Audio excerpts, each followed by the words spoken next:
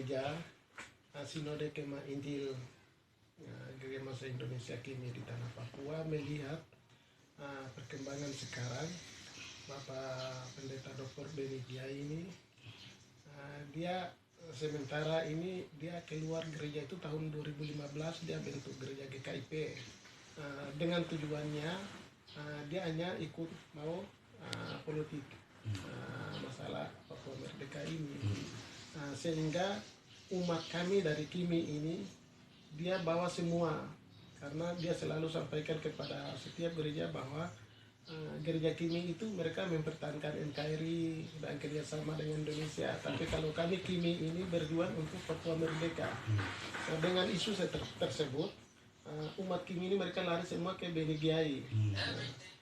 Sekarang Pak Beni Giai ini dia sebagai sinode, dia hamba Tuhan, tetapi kenapa dia bisa bicara masalah politik? Politik ini orang lain punya.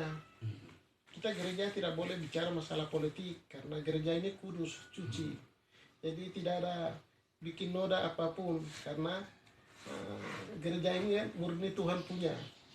Jadi urus membawa umat ini kepada Tuhan. Gereja punya tugas itu hanya membina umat ini, mengarahkan umat ini, baru membawa mereka kepada Tuhan untuk memperkuatkan iman, pertumbuhan iman mereka.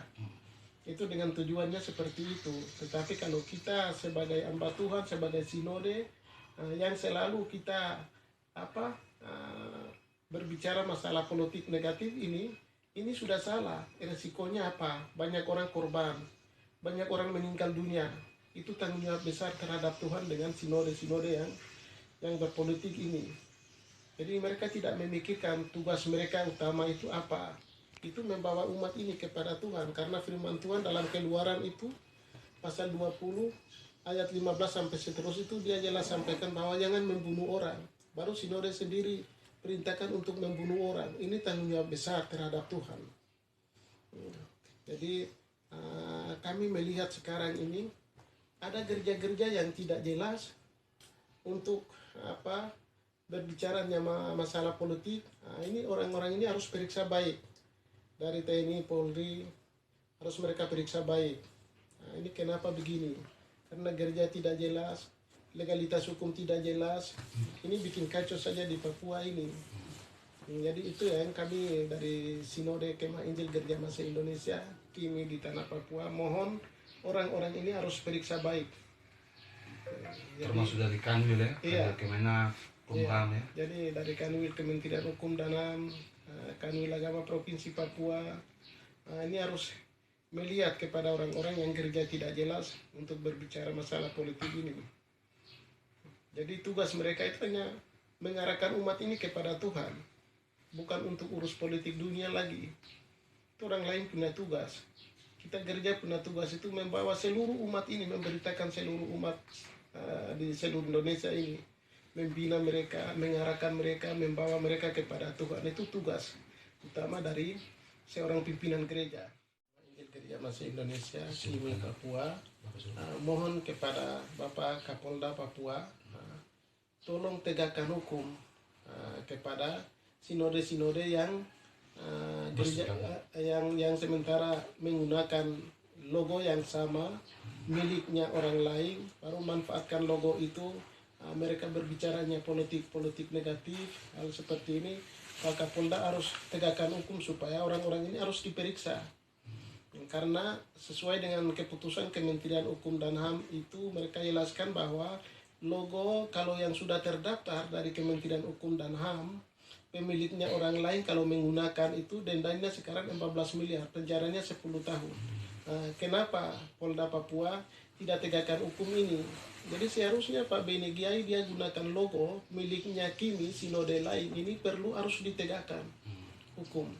Agar dia harus urus baru, karena dia ini gereja yang tidak jelas, tidak punya akte notaris, terus tidak punya sertifikat merek. Mereka manfaatkan hanya sertifikat mereknya Sinode KIMI Indonesia, terus aktenya pemilik dari Sinode KIMI Indonesia yang mereka gunakan. Jadi kami mohon Polda Papua harus tegakkan hukum, dan ini membawa umat seluruh Papua ini, Pak Beni Giai ini, dia akan membawa umat ini ke jurang. Jadi kami mohon Polda Papua harus tegakkan hukum. Masalah OSUS ini bukan OSUS Jilid 2, tapi ini untuk perpanjangan saja, melanjutkan sisa-sisa dana itu. Jadi untuk melanjutkan itu. Jadi itu yang kami selalu Gerja Kimi sampaikan, bahwa OSUS ini tidak ada masalah, karena ini kepentingan untuk orang Papua, anak-anak kita yang tidak mampu untuk dibiayai sekolah, yang tidak mampu untuk melanjutkan kuliah. Itu dana ini baru mereka bisa kuliah dengan baik. Termasuk kesehatan. Iya, kesehatan. Itu ada dananya khusus. Lalu untuk PON Bapak imbauan? Kalau PON 2021 ini ya itu tidak ada masalah saya pikir, karena itu aturan negara, jadi aturan keputusan negara, jadi siap itu warga negara dukung. Iya, itu tidak ada orang yang larang, karena itu Pak Gubernur sendiri dia sudah siapkan tempatnya, dia sudah sediakan untuk kegiatan PON 2020 ini. Jadi kami dari gereja pikir itu tidak ada masalah. Tidak ada masalah. Itu bisa adakan PON 2020 ini. Baik Bapak. Bapak sebut nama?